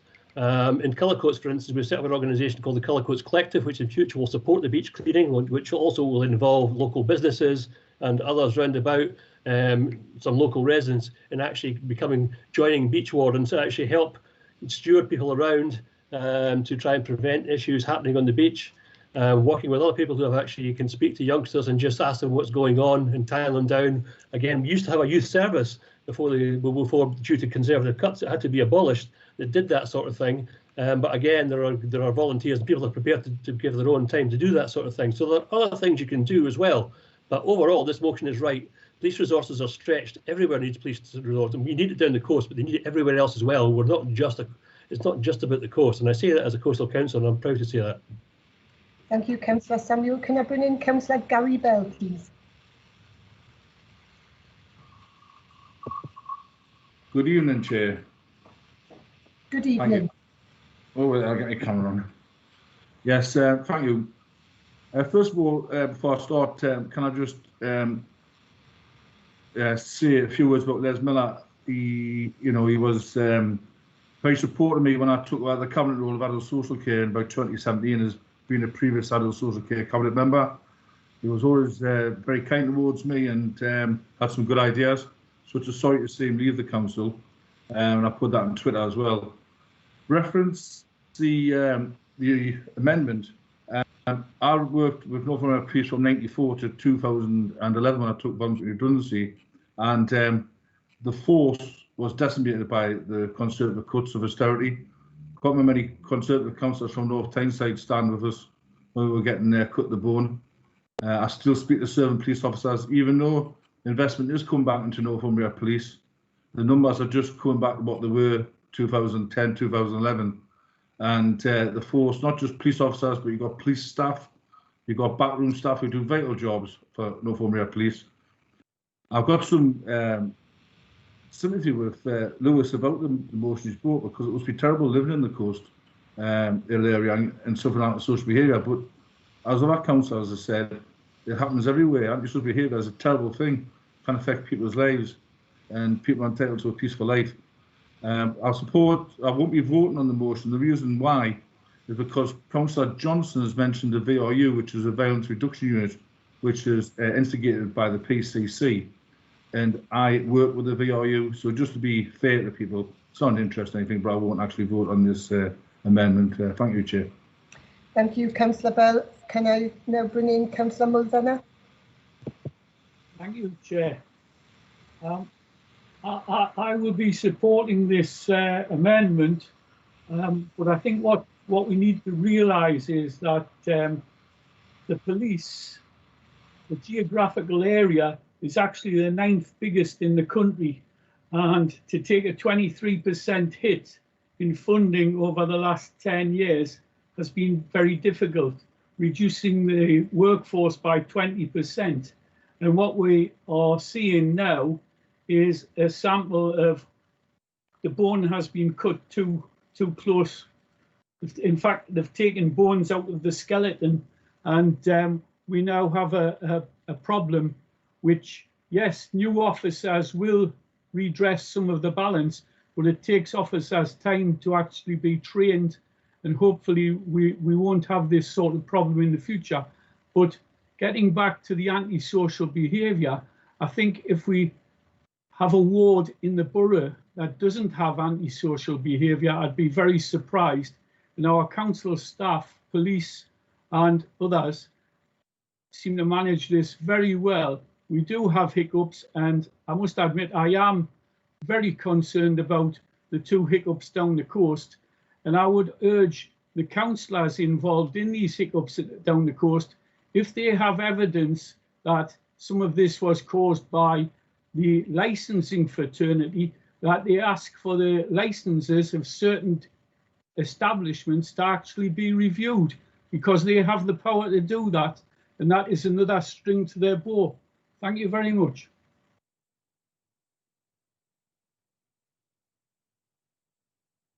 I think you heard all that.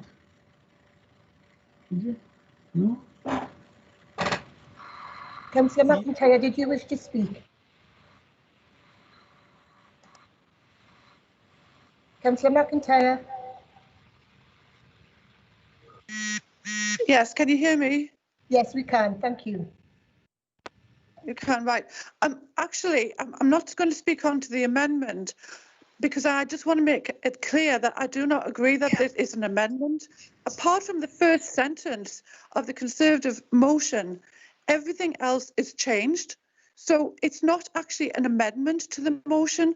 It's basically, you've got the Labour Party writing their own motion in this, and I just want to put that on the record, even though I know it's been accepted.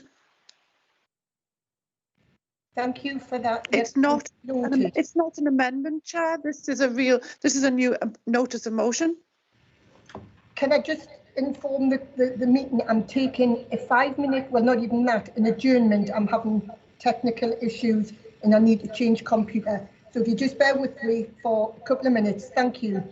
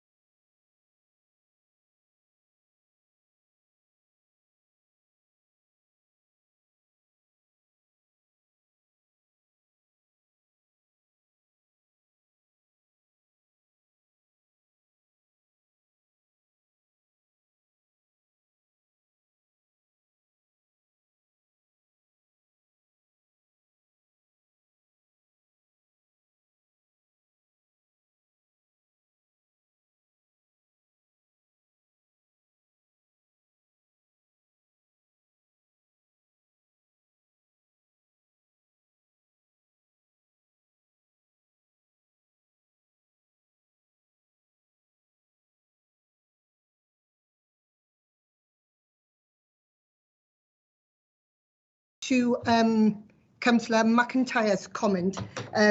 This has been passed by legal, Councillor McIntyre, so therefore is a valid amendment, and I'm sure Mr. Roberts would confirm that. Would you like to do that, please, Bryn? Yes, I'm happy to do so, Chair. The Constitution requires that any amendments to a motion cannot negate the original motion. The amendment as proposed contains all of the original requests that the motion first contained, albeit in an expanded or revised manner. Okay, thank you, Bryn, for that. Can now invite the mover of the motion to exercise the right of reply. So that is Councillor Bartoli. Thank you. Thank you, Jen. Welcome back. I just wanted, first of all, to address Councillor Huscroft and others' points about this being a coastal motion, and it unashamedly is. It relates specifically to problems that occurred along our coastline, and whilst we of course accept that antisocial behaviour is a problem throughout the borough, this was addressing a specific issue. And if there was a specific issue in, for example, Wallsend or anywhere else which needed to be dealt with, I'm sure that we wouldn't question police resources being moved to that area to deal with that issue. So it is unashamedly a coastal issue, but only because it's dealing with a specific problem along the coast. If I could just address the amendment first of all, obviously Councillor Johnson first of all uses a political point, and then he goes to a section on patting himself on the back, himself and others, for managing to preside over 101% increase in antisocial behaviour, and managing to be on the national news twice for failing to deal with some serious problems in our borough. So with regards to the second part of the amendment, I'm quite happy for him to take all of the credit for what's been happening in Tynemouth and Cullercoats, and I'm sure our residents will look forward to viewing this online and writing to him to express their dissatisfaction with his response. I think the main issue becomes the what we're asking the mayor to do. Again, we seem to be starting by congratulating ourselves for presiding over an abject failure, and then offering a complete obfuscation of any responsibility by saying everything is the Tories' fault. Once again, the amendment has simply served to dilute any effectiveness and in no way assists our coastal communities. And I would say, if we see the same problems again, as I think we might after the release of this lockdown, I will be reminding Councillor Johnson that he refused this amendment and clearly says that North Tyneside has a clear plan and that the Police and Crime Commissioner have a clear plan. Well, I hope for my residents and the rest of the residents of Cullercoats and beyond that he's right, but somehow the evidence so far suggests otherwise. So I can't support this amendment. Thank you, Councillor Bartoli. Can we now go to the vote on the amendment, please? All those in favour for the amendment, can you please raise your hands? Those that don't have the facility to raise hands, can you make your position known? Chair, Councillor Karen Clark here. I'm needing to declare an interest in the motion. I have a member of my family works for Northumbria Police, so I don't think I should vote on the motion. Okay. Chair, John Sterling here again. I support the motion. The amendment, sorry. Can I vote for the amendment because I haven't got the facility to do so? Of course, Chair. So I have 41 in favour of the amendment, Chair. Okay, can we now lower the hands, please?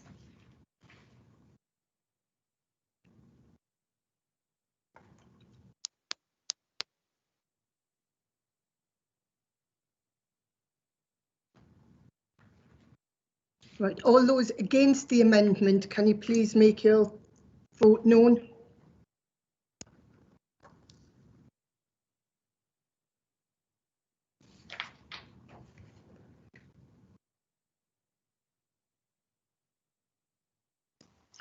And I have 5 against the amendment. Sorry, 6 against the amendment, Chair. Thank you, Mr. Roberts. Can all those lower their hands now, please? The amendment has been carried, so that is now the substantive motion. So I now invite members to speak to the motion as amended.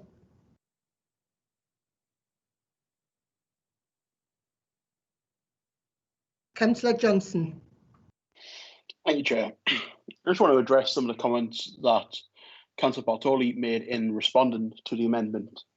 He initially, when he moved the motion, praised the council for its response, praised the Northumbria Police for its response, and then just called it an abject failure. What changed in the matter of a couple of minutes, Councillor Bartoli? It is absolutely clear we do have a plan in place. And I'll go back to what I said originally. If after we have a plan to tackle social behaviour, we work with our partners and we tackle issues as they arise. The 2 events that Councillor Bartoli is highlighting, we tackle issues across the borough all the time, but the 2 events in particular that Councillor Bartoli is highlighting came directly from his government failing to put appropriate regulations in place. It is not difficult to see that. That is why when we did send police, we did send additional resources down Tynemouth Front Street. Those people were not breaking the rules. Those in the legislation, the rules were saying that was allowed. If Councillor Bartoli's got real issues with that, and he thinks there's likely to be an issue again, write to the Prime Minister and tell the Prime Minister we don't want those ridiculous rules when they come back. Because if not, that will be a situation that could arise. But we will continue as a council, as a police force, and with our partnerships, we will work together to tackle antisocial behaviour right across this borough. But as Councillor Kerwin said, it's about boots on the ground. The council has put more in. The council's moved staff to be wardens and deal with antisocial behaviour. The police need more officers. The Conservative government are starting to increase officers again, but it's still not back to levels in 2010. We need more council officers, and that is what this is trying to do. That is the spirit of this motion, trying to get more funding to increase police officers, which can be on the bobbies on the beat to prevent situations like that occurring. Rather than being reactive, we can be proactive. And that's what this motion is trying to achieve. And if Councillor Bartoli can't back that, I don't know why. Thank you, Councillor Johnson. Because you were the mover of the amendment and you've had the right to reply, I can't take any more speakers after that. So now we'll go to the vote on the substantive motion. All those in favour of the substantive motion, can you please raise your hands?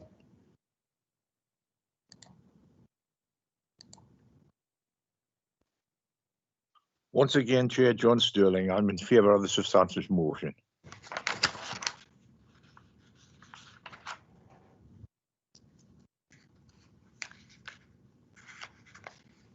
So I have 44 in favour, Chair.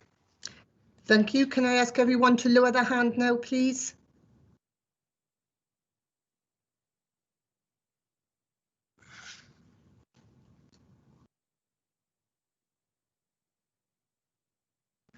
Anyone against the substantive motion, can I ask you to raise your hands?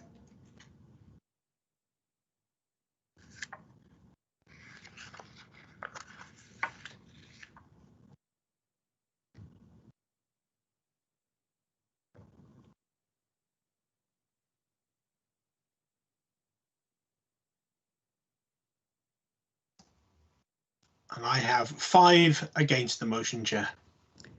Thank you. Sorry, I have 6. Councillor Wallace's vote has just popped up, Chair. Okay, thank 6. you, Mr. Roberts. Okay.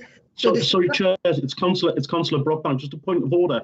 Councillor Barry did indicate that he reserved the right. He wanted the second and reserved the right to speak, but wasn't invited to do so. Was there a particular reason for that, please?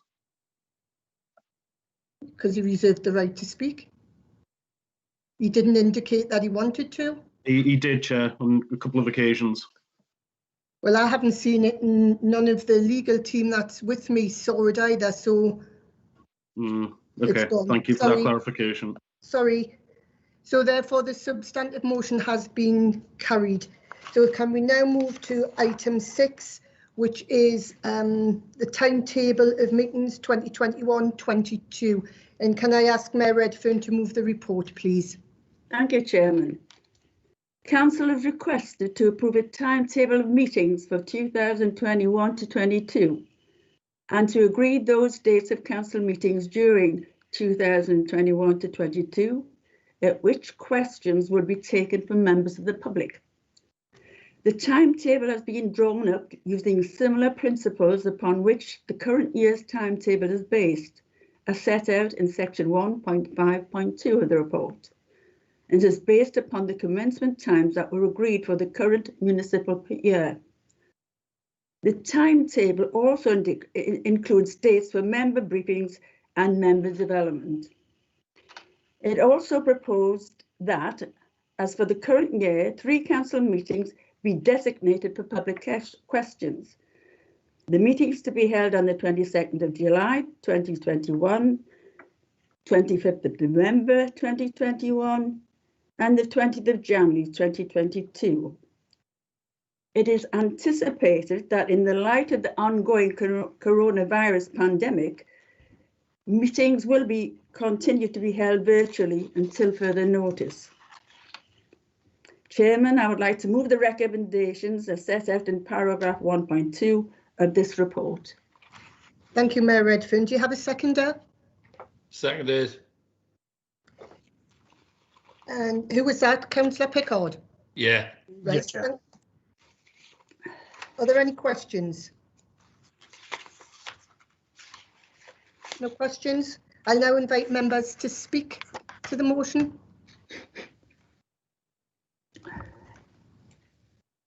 No?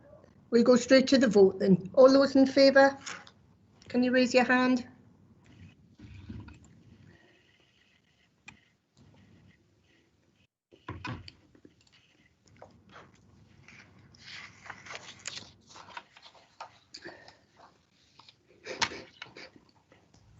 I believe that's unanimous, Chair. Thank you. Right, so we'll now move on to the urgent report, Chair of Culture and Leisure Subcommittee. Can I ask Mayor Redfern to move this report also? Thank you. After you've lowered your hands. Have I? Everybody's lower. Yeah, me too. Thank you very much, Chairman. This urgent report has come to Council with the Chair's agreement, following a change in the nominated membership of the Culture and Leisure Subcommittee. As a result of that change, there is a vacancy for the chair of the subcommittee for the rest of 2021 to 21, from 20 to 21 years. The Labour Group has nominated Councillor Stephen Phillips to serve as chair for the rest of 20 to 21 year. And unless there are any further nominations, I would like to move that Council appoints Councillor Phillips as chair of Culture and Leisure Subcommittee. Thank you. Mayor Redfern, do you have a seconder? Yeah. Yeah, second that. Okay, are there any questions? No, I'll now invite members to speak to the motion. No, we'll go straight to the vote. Those in favour, raise your hands, please. Oh.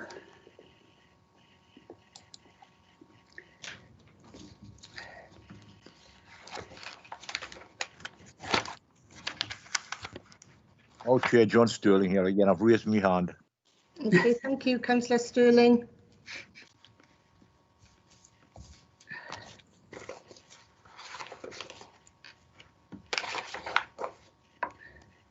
So I have 41 in favour, Chair. Thank you. Can everyone lower their hands, please?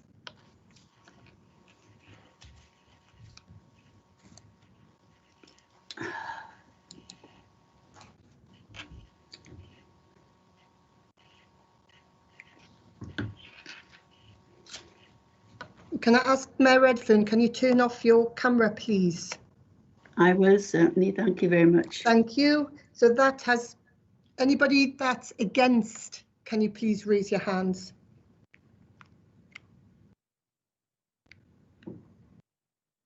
None?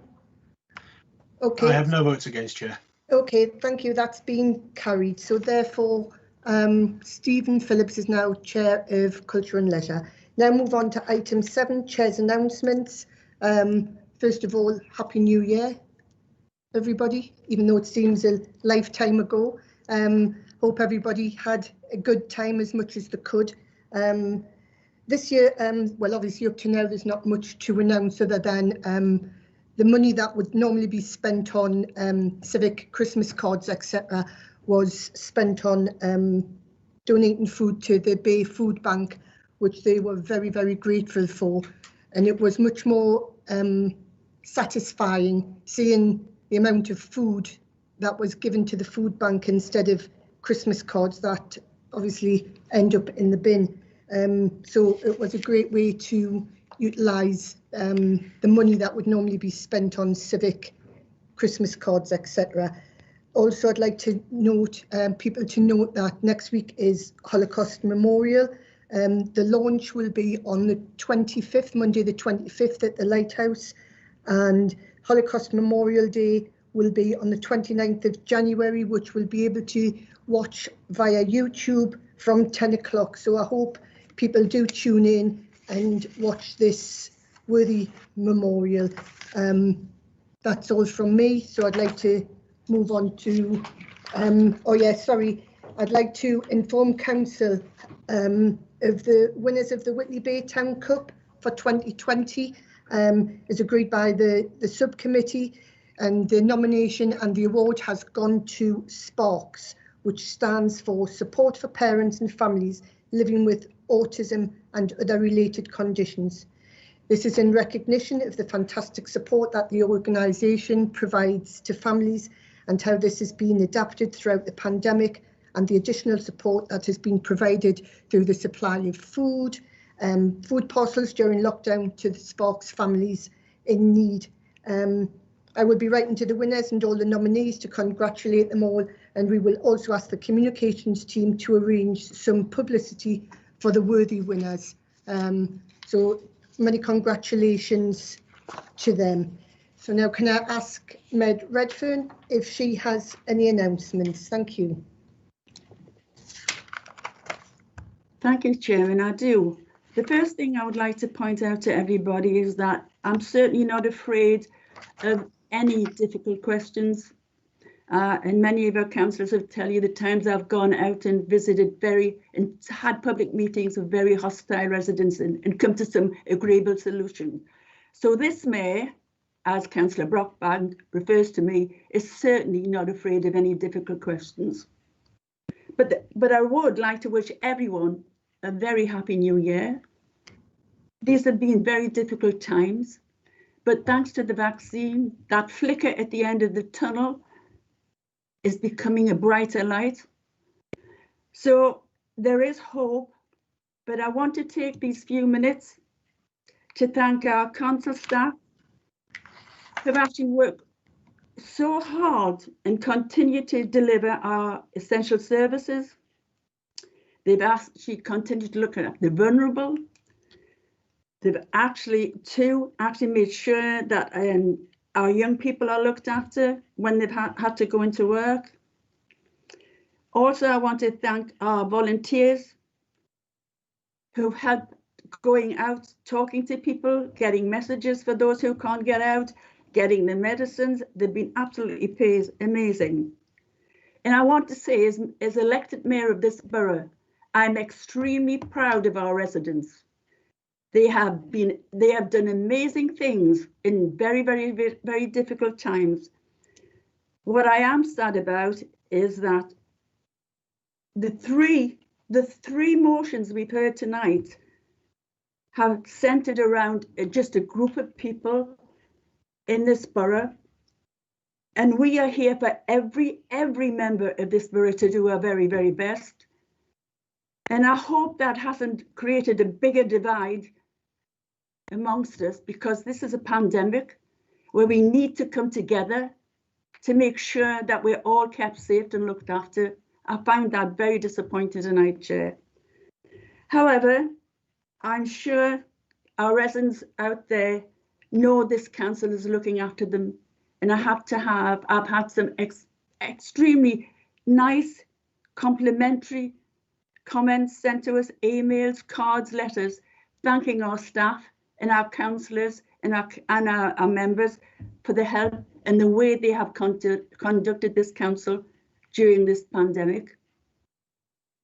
To everyone else, I just would like to say to you, the only way to get through this pandemic is to continue to actually stick to the rules, but more importantly, is to work together and support those who are less fortunate than ourselves. Thank you, Chair. Thank you very much, Mayor Redfern. Item 9, questions by members of the council. We haven't received any valid questions, so therefore that is the end of the council business. Can I wish you all a very good evening, and just to let you know, the next full council is the extraordinary meeting on the 18th of February to consider the 2021/22 budget. So good night, everybody. Have a safe journey home and continue to stay safe during this horrible time. Thank you. Good night. Good night, Chair. Good night, everyone. Good night, Chair. Thank you.